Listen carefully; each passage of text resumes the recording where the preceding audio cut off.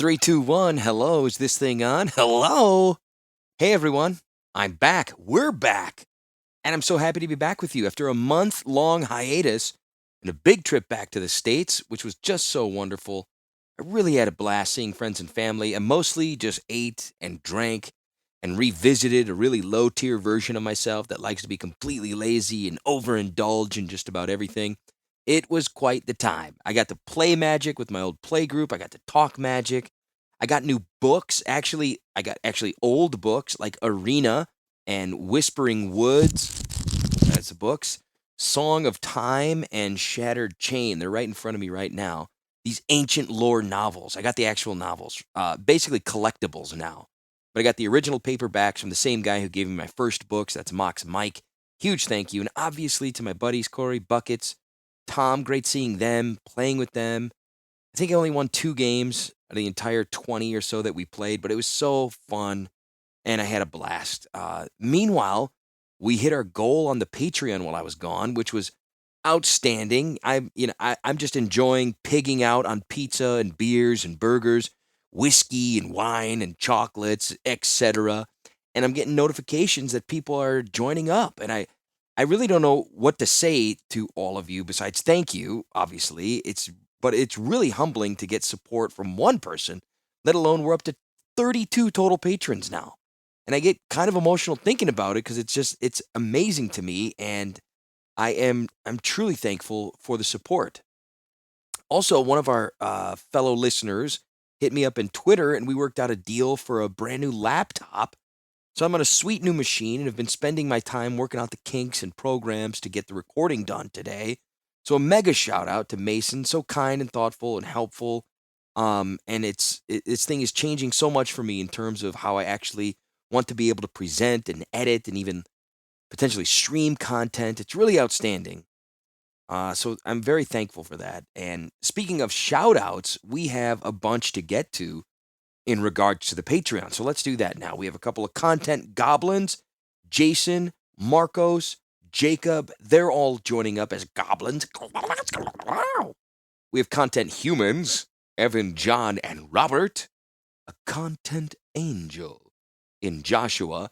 And taking full advantage of our last Shadowbox cube, Zachary. That's right. He skipped right to the front of the line to get our last Urza vs. Mishra customizable Shadowbox cube.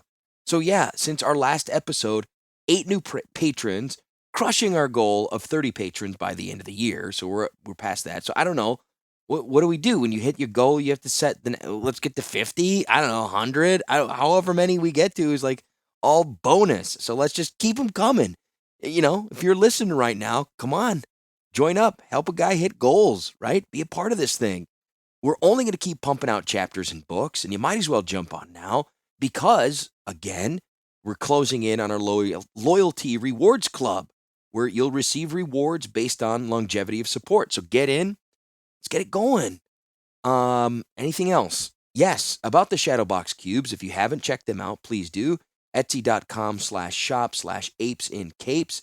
They're customizable Shadowbox cubes, great collectibles for your pop culture collections. And if you use the code Urza at checkout, you get, it's not Urza. If you use the code MAGIC at checkout, you get 10% off. Okay? The Discord is popping off too. It's almost getting hard for me to keep up, but it's been where I've been getting all the recent Magic news and happenings. The folks there keep you up to date and releases and stories. It's really nice, and I thank everyone for stopping in and contributing. It's so cool. I wish I could contribute more, and hopefully will in the future. I think I do. Probably am going to start a new Twitter account. Is anyone using Twitter still? I don't know what's going on with it. For the books and the podcast, maybe a new Instagram, etc. But you can follow me personally, and I love hearing from you. Phil and Sendai on both Instagram and Twitter. I love hearing from any and all of you. And I'm really thankful you're here. I'm really grateful to be back. And I think we have a book to finish. So let's go.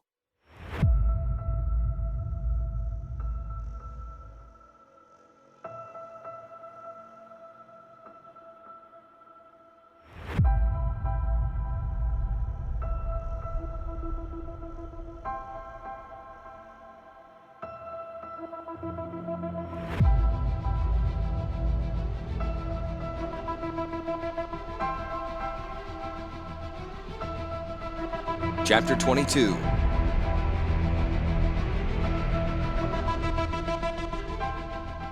Lyone hosted the meeting in Devas's cathedral. Not a place of stringent religion, the Benalish definition of cathedral, but certainly a place of reflection and spirituality. An incredibly high vaulted ceiling rose overhead, alabaster arches opening up to covered balconies on the third and fourth stories. The marshal wondered how many of her guests noticed that there was no access from the ground to those balconies. A long, whitewashed oak table had been set up for feasting. The delegation from Clan Capuchin occupied one side. Representatives of Devas, most with the characteristic porcelain features that had been common to Sarah's realm, sat on the other. The marshal had placed herself in the middle, her best lieutenants to either side. Administrative DMs and valued clerks also sat in attendance. 2 former Benalish also sat among the Sarans, emigrants who had earned trust enough to share the secrets of Devas, and also the table here tonight. A table knife tapped on the side of the crystal goblet chimed a musical note repeatedly over the level of conversations. The low buzz faded, giving the man standing everyone's attention. Clan leader Rory Capuchin placed the knife back on the table, nodded his thanks to all, and then looked to Lyone. His brown eyes spoke of a calm intelligence. His strong face promised leadership. A descendant of Ellen Capuchin, Rory had proven himself on the battlefield and at the bargaining table both.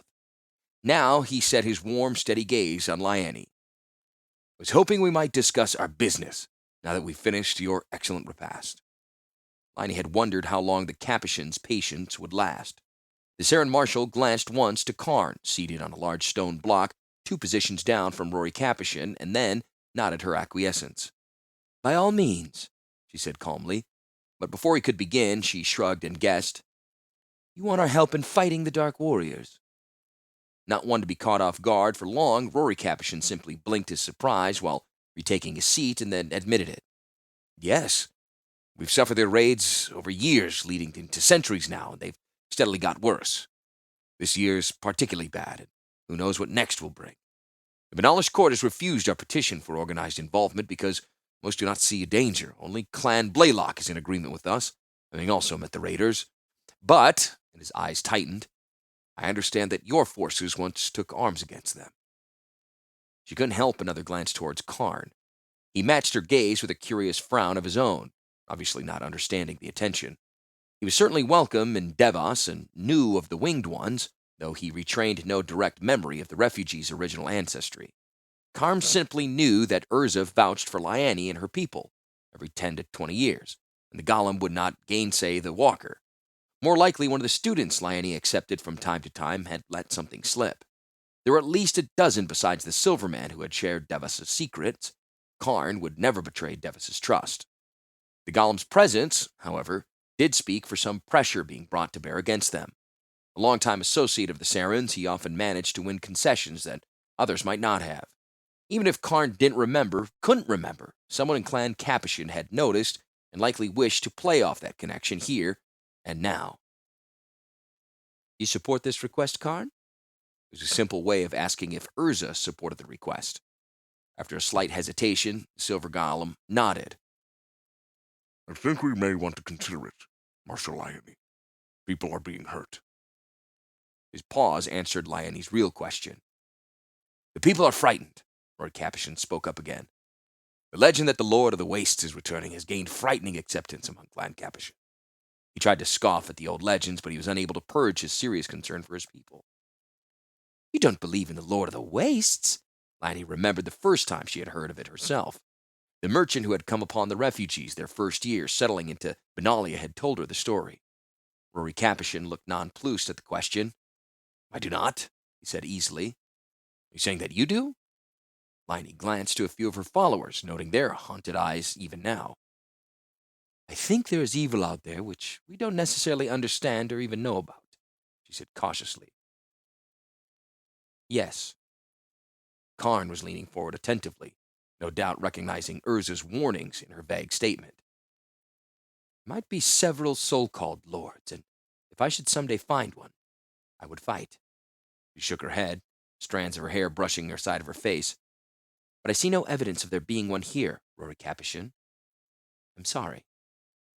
The Capuchin leader took the refusal with proud bearing, though he could not hide all trace of disappointment from his voice.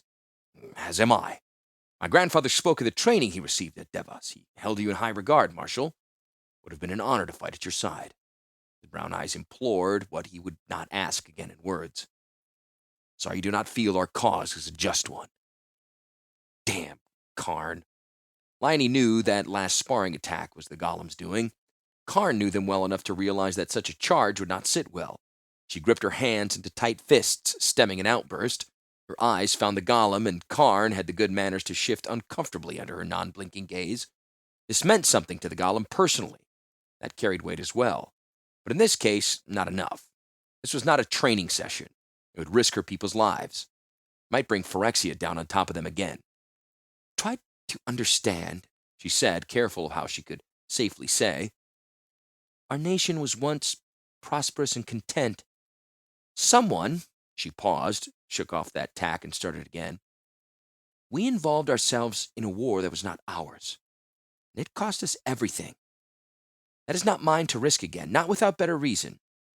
I can't afford to be wrong.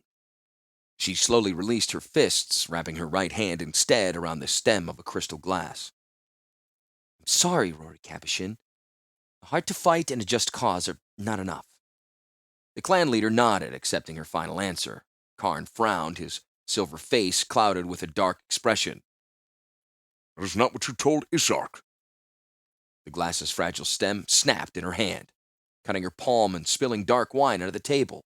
She fumbled with her linen towel, but finally got it wrapped around her hand to stanch the trickle of blood. How had Karn remembered that? She had once told Isark that all a true hero needed was just cause and the heart to defend it. Isark had eventually done so. Carefully, she glanced to one of the Benalish humans sitting at the table on her side, a relative of Isark. The boy would not meet her gaze. Excuse me, Karn? Rory Capuchin looked over at the silver golem, confusion apparent on his handsome face. The question was also in Liany's mind. She silently thanked the Capuchin leader for asking in her stead. The golem appeared confused. He glanced from the clan leader to the Marshal of Devas, and then stared at his own silver hand as he concentrated. Then he shook his head. I'm sorry. Something I thought I remembered.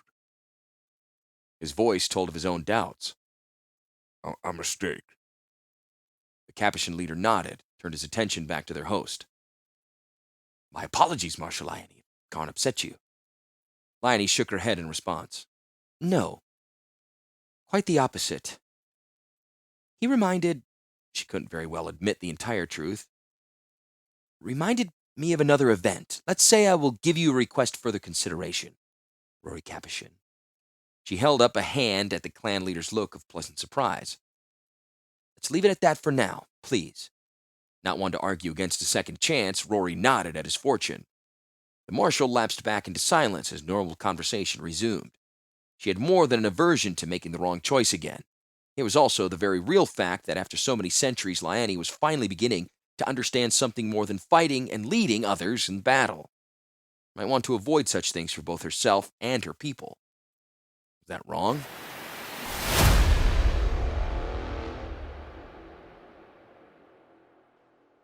Joyra is my friend.